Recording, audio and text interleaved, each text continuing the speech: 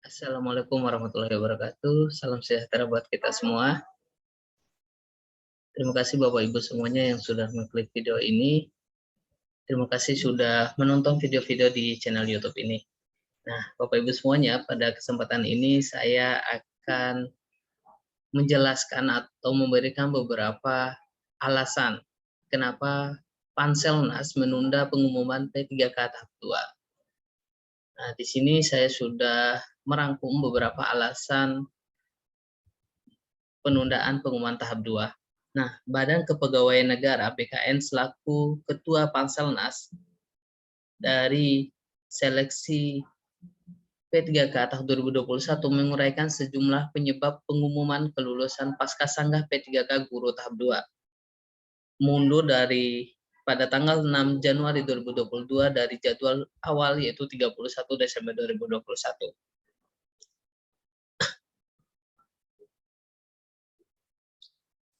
Nah, ada hal krusial yang membuat Panselnas CASN mengambil keputusan tersebut.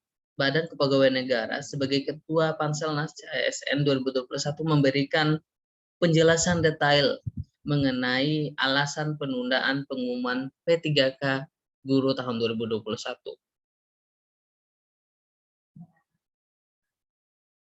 Nah, masalahnya masih tetap seperti pada P3K Guru pada tahap 1, seleksi tahap 1, yaitu berkaitan dengan data yang tidak valid. Jadi, menurut Deputi Bidang Sistem Informasi Kepegawaian BKN Suherman kepada jpnn.com pada hari Senin, tanggal 3 Januari 2022.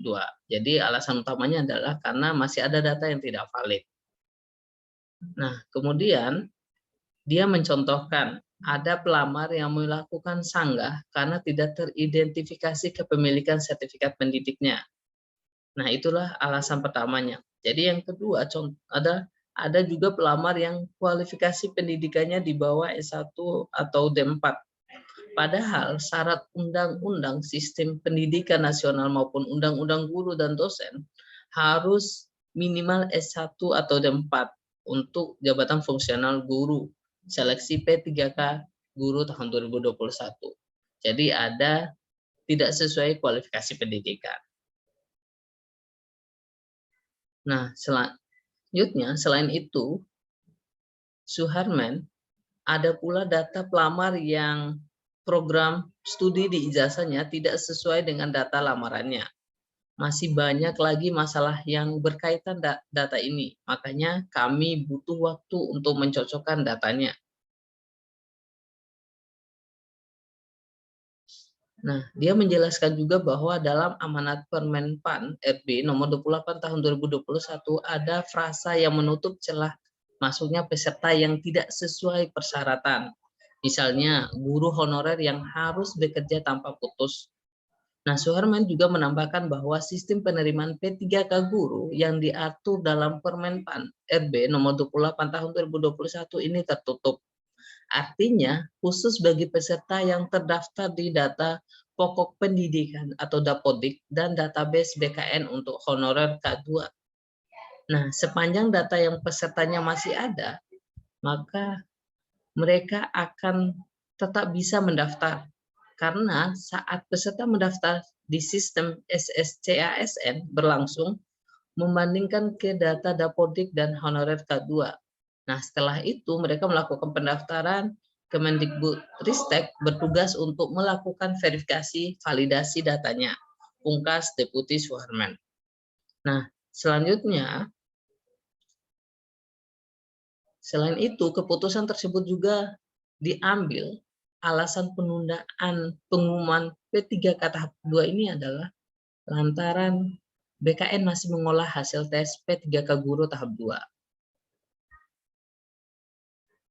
Nah, di sini terlihat bahwa perlu waktu bagi kami di BKN untuk mengolah hasil tersebut sesuai dengan Kepmenpan RB yang baru. Nah, Kepmenpan RB yang terbaru itu yaitu regulasi baru yang dimaksud adalah nomor 1169 tahun 2021. Kemenpan RB nomor 1169 tahun 2021 itu terkait dengan perubahan atau penyesuaian nilai ambang batas seleksi kompetensi P3K guru tahun 2021. Nah, ini adalah isi dari Kemenpan RB nomor 1169 tahun 2021 terkait dengan penyesuaian nilai ambang batas. Nah, di sini Bapak Ibu semuanya bisa lihat bahwa untuk seleksi kompetensi itu ada 3, itu kompetensi teknis, kompetensi manajerial, dan sosial kultural dan wawancara. Nah, di sini nilai kumulatifnya 500, kemudian untuk manajerial 200 dan wawancara 40. Nah, untuk nilai ambang batas kategori 1 untuk kompetensi teknis itu adalah terlampir. Kemudian untuk manajerial dan sosial kultural itu 130 dan wawancara 24.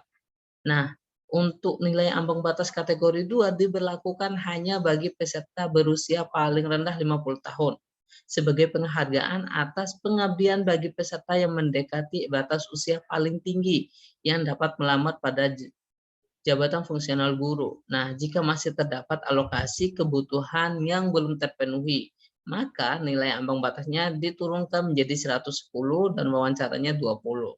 Nah, nilai ambang batas ketiga, kategori ketiga ini yang menyesuaikan nilai ambang batas bagi seluruh peserta jika masih terdapat alokasi kebutuhan yang belum terpenuhi. Nah, disesuaikan sebagaimana terlampir untuk nilai kompetensi teknisnya, kemudian untuk kompetensi manajerial, sosial kultural, dan wawancara itu tidak ada perubahan untuk nilai ambang batasnya, yaitu 130 dan 24. Nah, nilai ambang batas kategori ketiga ini merupakan penyesuaian pada seleksi kompetensi ambang batas seleksi kompetensi teknis agar disparitas pemenuhan kebutuhan guru antar wilayah dapat teratasi. Nah, Bapak Ari mengatakan bahwa penyesuaian nilai ambang batas yang diterapkan dalam 3 kategori tadi didasarkan pada aspirasi masyarakat, serta dengan mengamati dan mencermati kondisi real di lapangan, khususnya kesulitan-kesulitan peserta yang berusia lanjut dalam mengerjakan soal-soal kompetensi teknis. Selain itu, hal ini juga berdasarkan pada hasil evaluasi serta pemetaan hasil seleksi kompetensi 1 oleh Panselnas pengadaan P3K guru yang menunjukkan adanya potensi disparitas pemenuhan kebutuhan guru antar wilayah. Namun, penyesuaian ini, nilai ambang batas ini dilakukan dengan tetap memperhatikan kualitas dari pelamar P3K guru yang akan direkrut.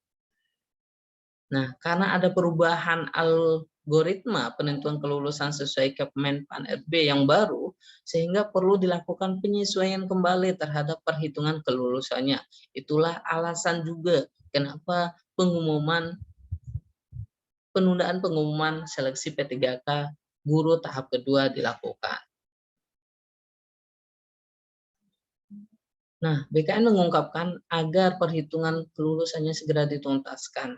Apabila sudah tidak ada masalah, baru ditandatangani secara elektronik oleh Pak Deputi Mutasi dan Bapak Kepala BKN, Pungkas Depati Suharma.